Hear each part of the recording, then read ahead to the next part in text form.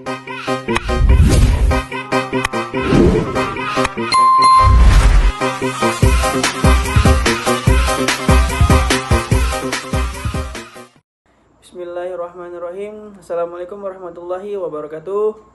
Perkenalkan, nama saya Teguh Chandra dengan NIM 225520 11100027. Di sini saya ingin menjelaskan materi yang pertama, yakni etika, etiket, kaidah dan moral, norma dan akhlak. Yang pertama yakni ada etika. Etika itu adalah ilmu tentang baik buruknya perilaku manusia. Yang kedua yakni ada etiket. Etiket adalah aturan sopan santun dalam pergaulan. Kalau kaidah itu adalah pedoman bertindak, bisa tertulis atau tidak gitu. Nah, kalau norma itu adalah aturan yang mengikat masyarakat sebagai panduan berperilaku. Sedangkan moral itu adalah ajaran umum tentang baik buruknya perbuatan dan sikap. Sedangkan akhlak adalah dalam Islam itu adalah sifat yang mendorong perbuatan tanpa pemikiran gitu. Yang selanjutnya yakni ada sumber etika dan moral. Yang pertama yakni ada agama. Agama ini maksudnya adalah berbagai agama tuh pasti memberikan panduan moral dan etika bagi penganutnya. Contohnya tuh seperti ajaran tentang berbuat baik, larangan mencuri, atau kewajiban menolong sesama gitu. Yang selanjutnya ini ada budaya. Budaya itu adalah nilai-nilai budaya yang diwariskan secara turun-temurun membentuk etika masyarakat. Contohnya tuh misalkan kayak cara berpakaian yang sopan santun atau ritual-ritual tertentu yang dianggap penting oleh satu budaya. Yang selanjutnya ini adalah filosofi. Filosofi itu adalah pemikiran para filsuf tentang nilai-nilai kebaikan dan kebenaran. Nah, contohnya tuh kayak teori etika utilitarisme dari Jeremy Bentham atau imperatif kategoris dari Immanuel Kant. Nah, yang selanjutnya ini adalah hukum. Hukum itu adalah aturan legal yang mencerminkan nilai-nilai etis masyarakat. Hukum seringkali merupakan kodifikasi dari norma-norma etis yang telah disepakati bersama. Selanjutnya ini ada hubungan etika dan hukum. Yang pertama itu adalah etika itu lebih luas daripada hukum. Hukum itu memaksa, etika itu berdasarkan kesadaran. Hukum itu punya saksi jelas, sedangkan etika itu punya sanksi norma. Etika itu sering jadi dasar pembentukan hukum. Yang selanjutnya ini adalah penerapan etika. Penerapan etika pada kehidupan sehari-hari ini seperti menghormati orang lain, jujur, bertanggung jawab. Yang selanjutnya ini adalah etika dan relativisme budaya. Relativisme budaya ini adalah pandangan bahwa etika bersifat relatif terhadap budaya. Yang selanjutnya ini adalah dilema etis. Dilema etis itu adalah situasi dengan pilihan yang bertentangan secara moral. Jadi konsep ini saling terkait dan bertujuan menciptakan kehidupan harmonis dalam masyarakat, penting untuk memahami dan menerapkan dalam kehidupan sehari-hari dan proporsional. Oke, untuk materi yang selanjutnya yakni etika profesi, etika dalam Islam, teori etika dan etika cabang dari filsafat. Yang pertama ini adalah definisi dan prinsip dasar. Nah, yang pertama ini adalah etika profesi. Etika profesi ini adalah standar moral yang mengatur perilaku profesional itu. Nah, untuk prinsip-prinsipnya sendiri itu yang pertama ada integritas. Integritas itu adalah kejujuran. Kejujuran dalam bekerja. Yang kedua yaitu adalah objektivitas, itu adalah penilaian. Yang ketiga itu adalah kompetisi. Kompetisi itu adalah kemampuan yang memadai. Yang keempat itu ada kerahasiaan. Kita tuh menjaga kerahasiaan informasi yang bersifat sensitif. Yang kelima adalah perilaku profesional, itu adalah menjaga martabat profesi. Yang selanjutnya tuh ada etika dalam perspektif Islam. Yang pertama tuh ada akhlak. Akhlak itu adalah moral yang bersumber dari Al-Quran dan hadis. Nah, dan juga ada juga adab. Adab nih mempunyai sifat, ada 4 sifat gitu. Yang pertama tuh ada amanah. Amanah tuh dapat dipercaya. Yang kedua tuh sidik. Sidik tuh kita jujur gitu. Yang ketiga yakni tablik. Tablik tuh artinya komunikatif. Yang keempat ini petonah, cerdas gitu. Nah, bekerja ini sebagai bentuk ibadah gitu. Yang selanjutnya adalah teori-teori etika dalam filsafat itu ada 3. Yang pertama itu ada deontologi. Itu maksudnya adalah fokus pada niat dan kewajiban moral. Yang selanjutnya ini adalah yang kedua ada utilitarisme. Itu adalah menilai berdasarkan konsekuensi terbesar. Yang ketiga ini adalah virtue ethics. Itu adalah fokus pada pengembangan karakter. Nah, yang selanjutnya adalah penerapan dalam berbagai bidang. Yang pertama itu ada bidang kesehatan. Contohnya tuh kayak tidak merugikan pasien, menghormati pasien, berbuat baik kepada pasien. Kalau di bidang pendidikan tuh misalkan kayak pengembangan karakter, kompetensi, objektivitas gitu, dan lain-lain. Oke, untuk materi yang selanjutnya yakni pekerjaan dan profesi TI, kompetensi kerja TI, sertifikasi bidang TI, lembaga dan organisasi profesi TI. Oke, di sini kita yang pertama adalah perbedaan pekerjaan dan profesi. Kalau pekerjaannya adalah aktivitas untuk mendapatkan imbalan atau kada finansial seperti gaji, upah atau kompetensi lainnya. Tidak selalu memerlukan pendidikan formal atau keahlian teknis tertentu. Contohnya itu seperti kasir dan buruh. Sedangkan profesi ini adalah pekerjaan yang memerlukan keahlian, pelatihan formal, dan kualifikasi khusus. Didasari pada tanggung jawab sosial dan keahlian teknis. Terikat pada standar etika dan kode perilaku yang ditetapkan oleh organisasi profesi. Contohnya itu seperti dokter, pengacara. Nah, yang selanjutnya adalah karakteristik dalam dan ruang lingkup profesi TI. Yang pertama itu adalah bergantung pada keterampilan teknis. Ini maksudnya adalah yang kedua itu ada mematuhi kode etik profesional. Yang ketiga itu adalah ruang lingkup luas. Yang selanjutnya ini adalah kompetensi inti dari profesi TI. Yang pertama itu ada hard skill. Hard skill ini adalah keterampilan teknis seperti penguasaan bahasa pemrograman gitu. Entah Python, Java, C++ gitu. Manajemen proyek, administrasi sistem, dan pemahaman keamanan jaringan. Yang kedua, ini ada soft skill. Soft skill ini komunikasi yang efektif, pemecahan suatu masalah yang kompleks, dan juga kemampuan adaptasi terhadap teknologi baru. Yang selanjutnya ini adalah sertifikasi dalam bidang TI dan manfaatnya. Contohnya itu seperti sertifikasi itu ada CISSP, CCNA, MCSE.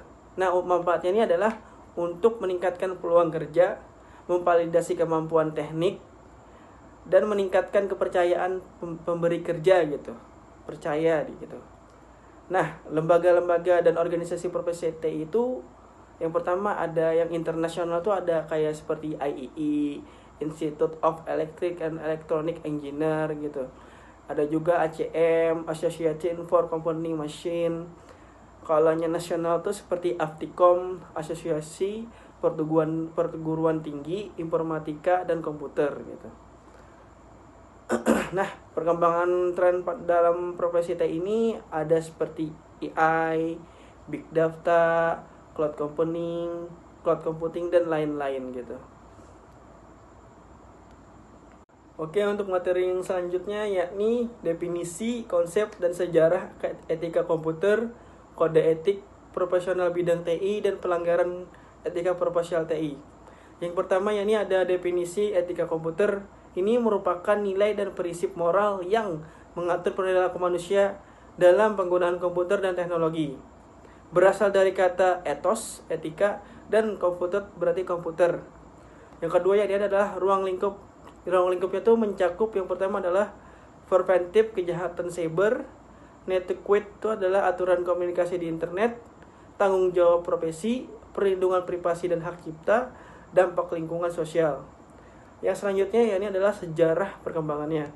Sejarahnya ini dimulai dari tahun 1940-an oleh Norbert Wiener memperkenalkan konsep cybernetik sampai dengan pada tahun sekarang ya ini adalah fokus pada isu privasi data, keamanan cyber, dan hak cipta.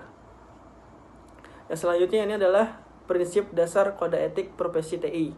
Yang pertama tuh ada integritas tuh, kejujuran dan transparansi. Yang kedua adalah akomodasi, artinya menghormati hak cipta dan privasi. Yang ketiga ada kompetensi, adalah peningkatan keterampilan. Yang keempat adalah tanggung jawab sosial. Yang kelima kepatuhan terhadap hukum. Yang ketujuh adalah keadilan atau non-diskriminasi. Yang selanjutnya ini adalah organisasi, profesional, dan kode etik.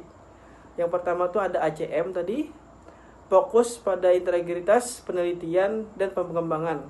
Kalau III ini adalah menekankan profesionalisme dan kejujuran. Kalau ISYACA fokus pada keamanan informasi dan tata kelola TI. Nah, jenis-jenis pelanggaran etika itu ada pelanggaran privasi, penyalahan gunaan data, kecurangan, kurangnya transparansi, dan diskriminasi. Nah, dampaknya dari pelanggaran tersebut tuh kalau dari segi individu tuh kerugian tuh secara emosional dan finansial. Kalau organisasi itu hilangnya kepercayaan dan sanksi hukum. Sedangkan di masyarakat tuh ketidakpercayaan terhadap teknologi tersebut. Nah, untuk kesimpulannya ini adalah etika komputer ini menjadi semakin penting seiring dengan meningkatnya penggunaan teknologi dalam kehidupan sehari-hari dan berfungsi sebagai panduan untuk penggunaan teknologi yang bertanggung jawab dan etis.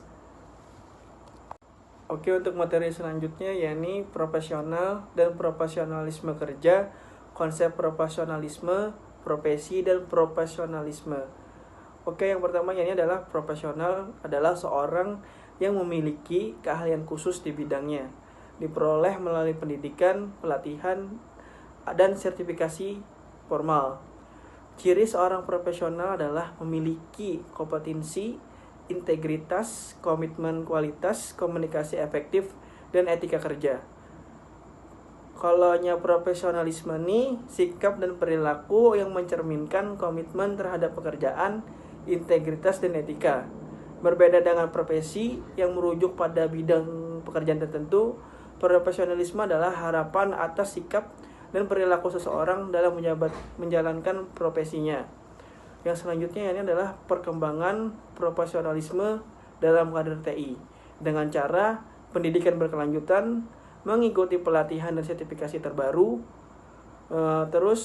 networking itu artinya berbagi pengetahuan dan pengalaman dengan rekan-rekan, terus memahami tren industri TI terbaru seperti kecerdasan buatan dan keamanan cyber. Nah, selanjutnya ini adalah tantangan mempertahankan profesionalisme di era digital itu dengan cara menjaga keamanan data pribadi dan perusahaan dari ancaman cyber. Yang kedua tuh ada terus belajar dan menyesuaikan diri dengan teknologi baru yang terus berkembang, terus menjaga keseimbangan antara pekerjaan dan kehidupan pribadi. Yang selanjutnya ini adalah hubungan profesionalisme dan etika profesi. Profesional TI ini harus memperhatikan dampak sosial, keadilan, keamanan, dan privasi dalam produk atau layanan yang dikembangkan. Gitu. Untuk studi kasusnya, profesionalisme dalam industri TI ini seperti kasus pelanggaran privasi data oleh pengembang aplikasi yang berdampak pada hilangnya kepercayaan pengguna. Nah, sanksi hukum dan reputasi perusahaan gitu. Nah, penting mematuhi etika nih dan peraturan privasi data serta transparansi dengan pengguna. Oke, untuk materi yang selanjutnya yakni etika manajemen dan faktor yang mempengaruhi etika manajerial. Etika manajemen adalah seperangkat prinsip moral dan nilai yang menjadi pedoman bagi manajer dalam mengambil keputusan dan mengelola organisasi. Ini mencangkup tanggung jawab terhadap berbagai pemangku kepentingan dan kepatuhan pada hukum serta regulasi. Untuk prinsip dasarnya sendiri, yang pertama ini ada kejujuran atau integritas. Yang kedua ada transparansi dalam pengambilan keputusan. Yang ketiga itu adalah keadilan dan kesetaraan. Yang keempat itu ada profesionalisme. Yang kelima itu ada akuntabilitas. Yang keenam itu adalah penghormatan terhadap hak individu. Yang ketujuh itu kepedulian terhadap lingkungan dan masyarakat. Oke, lanjut materi yang selanjutnya ini adalah definisi, pembentukan dan nilai etika organisasi, dimensi etika dalam organisasi. Yang pertama adalah definisi dan komponen etika organisasi. Etika organisasi merupakan sekumpulan prinsip moral yang mengatur perilaku individu dalam organisasi, mencakup panduan untuk tindakan yang benar dan salah, serta tanggung jawab sosial perusahaan. Komponen utama menjadi prinsip moral, kode etik, tanggung jawab sosial, serta akuntabilitas dan transparansi. Proses pembentukan etika organisasi itu dimulai dari kepemimpinan yang etis dan teladan. Yang kedua itu adalah pengembangan kode etik yang komprehensif. Yang ketiga adalah pelatihan etika dan meningkatkan kesadaran karyawan. Yang keempat adalah sistem pengawasan evaluasi yang konsisten. Nilai-nilai inti etika organisasi ini terdiri dari integritas, keadilan, tanggung jawab sosial, dan transparansi. Dimensi etika dalam organisasi ini meliputi aspek struktural, merancang tata kelola yang mendorong perilaku etis, dan kultural ini membangun budaya organisasi yang mendukung nilai-nilai moral. Implementasi etika dilakukan melalui dengan cara yang pertama adalah penerapan kode etik yang konsisten. Yang kedua adalah mekanisme pelaporan anonim seperti hotline, pengaduan rahasia, terus pemberian sanksi dan penghargaan. Yang keempat adalah penilaian etika berkala melalui workshop dan simulasi. Pengaruh etika terhadap organisasi itu sangat signifikan dalam hal kinerja itu untuk meningkatkan kepercayaan karyawan, mengurangi risiko hukum, dan mendorong inovasi dan kerjasama. Dalam hal reputasi itu adalah membangun kepercayaan publik, memperbaiki hubungan dengan pemangku kepentingan, dan juga meningkatkan loyalitas konsumen. Nah, untuk studi kasusnya adalah perusahaan teknologi seperti Apple, Google, dan Facebook menunjukkan bahwa tantangan etika dalam era digital kompleks, terutama terkait privasi data, kondisi kerja, dan penggunaan informasi pribadi itu. Contohnya seperti Apple tuh melakukan audit ketat terhadap kondisi kerja di pabrik pemasok. Sementara Google tuh memberikan kontrol lebih kepada pengguna dalam mengatur privasi data. Nah, kesimpulannya tuh etika organisasi ini bukan sekedar konsep teoritis, melainkan strategi penting untuk keberhasilan jangka panjang. Oke, untuk materi yang selanjutnya yakni UU ITE di dunia maya.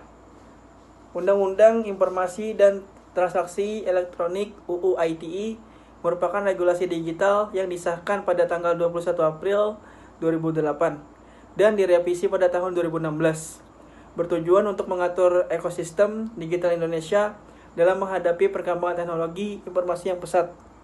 Nah, tujuan utamanya ini adalah UU ITE ini dirancang untuk memberikan kepastian hukum, melindungi masyarakat dari kejahatan cyber, mendorong ekonomi digital, dan menjamin keamanan ruang maya. Contohnya itu adalah tercermin dalam berbagai kasus nyata seperti penanganan pencemaran nama baik dan penyebaran konten ilegal. Nah, ruang lingkup pengaturan ini yang pertama ada informasi elektronik tuh dengan cara mengakui dokumen elektronik sebagai alat bukti sah, melindungi integritas data digital. Contohnya tuh seperti pengakuan kontrak elektronik dan tanda tangan digital gitu. Yang kedua tuh ada tindak pidana cyber. Yang ketiga tuh ada transaksi elektronik. Nah, untuk tantangan implementasinya tuh yang pertama adalah ada potensi pembatasan kebebasan berpendapat. Yang kedua tuh ada perkembangan teknologi yang cepat. Yang ketiga tuh adalah kurangnya literasi digital masyarakat. Nah, untuk kasus contoh nyatanya sendiri tuh yang pertama tuh ada kasus Surabaya 2018. Seorang wanita yang dijerat karena mengunggah keluhan layanan di media sosial. Nah, seperti halnya kasus Baik Nuril juga mendapat amnesti setelah kontroversi hukum. Gitu contohnya gitu. Nah, untuk kesimpulannya sendiri, UU ITE ini merupakan instrumen yang penting dalam menciptakan ruang digital yang aman, namun memerlukan evaluasi berkelanjutan untuk menjamin keseimbangan antara penegak hukum dan kebebasan berekspresi. Nah, melalui pendekatan komprehensif ini, UU ITE ini berupaya melindungi masyarakat sambil mendorong inovasi digital meskipun masih menghadapi tantangan dalam implementasinya. Oke, untuk materi selanjutnya yakni etika di dunia maya, perkembangan penggunaan internet masa kini, etika penggunaan internet menurut ITE, etika di dunia maya menurut UU ITE. Nah, yang pertama yakni adalah Prinsip-prinsip dasar berinteraksi di dunia nyata itu meliputi sopan dan santun dalam berkomunikasi, menghormati privasi data orang lain, tidak menyebarkan hoax, menghindari cyberbullying. Nah, untuk landasan hukum UU IT ini mengatur etika internet nih melalui beberapa pasal. Yang pertama ada pasal 28 ayat 1 tuh larangan menyebarkan berita hoax. Pasal 27 ayat 3 tuh larangan penyebaran nama baik. Pasal 29 tuh larangan penyebaran ancaman elektronik. Nah, dampak perkembangan internet ini ada dampak positif tuh mempermudah komunikasi, membuka peluang bisnis digital, memungkinkan kerja jarak jauh. Nah, sedangkan dampak negatifnya ini yang pertama adalah meningkatnya ujaran kebencian, ada cyberbullying juga, dan ketergantungan media sosial. Yang selanjutnya adalah etika penggunaan media sosial tuh yang pertama adalah hindari konten provokatif, jangan manipulasi informasi, hormati perbedaan pendapat, jaga pribadi dan keamanan data. Nah, untuk tanggung jawab pengguna internet itu yang pertama adalah tidak menyebarkan konten ilegal. Yang kedua itu adalah melaporkan pelanggaran digital, menjamin aktivitas digital tidak merugikan pihak lain. Nah, untuk contoh kasusnya sendiri itu ada pada tahun 2021, seorang selebriti media sosial menyebarkan informasi bohong terkait vaksin COVID-19. Nah, itu tuh menimbulkan keresahan masyarakat gitu nah.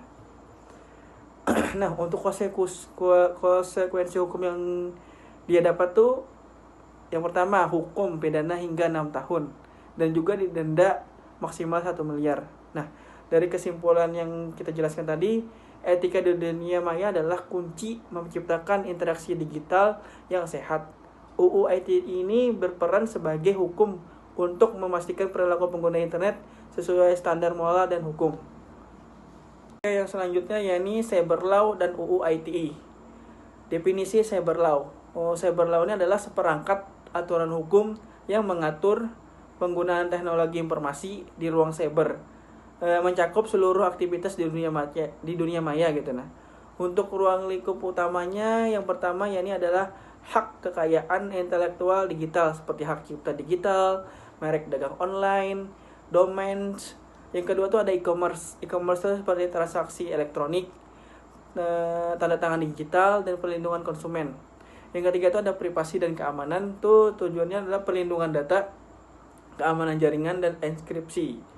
Yang selanjutnya yang keempatnya ada cybercrime seperti hacking, penipuan online, dan cyberbullying. Untuk sejarah perkembangannya sendiri itu dimulai pada tahun 1960. Itu tuh dimulai dengan ARPANET. Nah, dan sampai pada era 2010 sampai dengan sekarang adanya GDPR, CCPA, dan fokus pada AI. Nah, untuk UU ITE di Indonesia itu ada diimplementasikan melalui UU nomor 11 tahun 2008, direvisi dengan UU nomor 19 2016 untuk mengatur transaksi elektronik, data pribadi, tanda tangan digital, dan kejahatan cyber, dan domain name. Kesimpulannya sendiri itu adalah cyber law ini dan UU ITE ini merupakan instrumen hukum penting di era digital yang bertujuan untuk menyeimbangkan penegakan hukum dengan pelindungan hak-hak digital masyarakat untuk menciptakan ekosistem digital yang aman dan berkelanjutan. Oke, untuk materi yang terakhirnya nih definisi, jenis-jenis, dan penegakan terjadinya cybercrime. Yang pertama ini adalah definisi dan karakteristiknya. Cybercrime ini adalah kejahatan yang melibatkan komputer atau jaringan komputer sebagai alat, target, atau tempat kejahatan. Untuk karakteristik utamanya meliputi tidak memiliki batas geografi, anonimitas perilaku, kecepatan dan skabilitas serangan, minimnya bukti fisik, dan potensinya otomatisasi kejahatan. Untuk jenis-jenis cybercrime itu ada hacking, phishing, malware. Motivasi pelaku tuh, untuk motivasi pelaku kenapa dia melakukan itu tuh yang pertama dari segi finansial, politik dan ideologis, psikologis, dan espionase.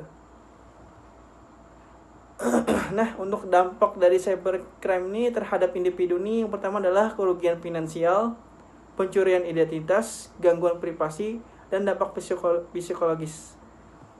Yang kalau terhadap organisasi itu adalah yang pertama juga sama, kerugian finansial, gangguan operasional, kehilangan data penting, dan kerusakan reputasi.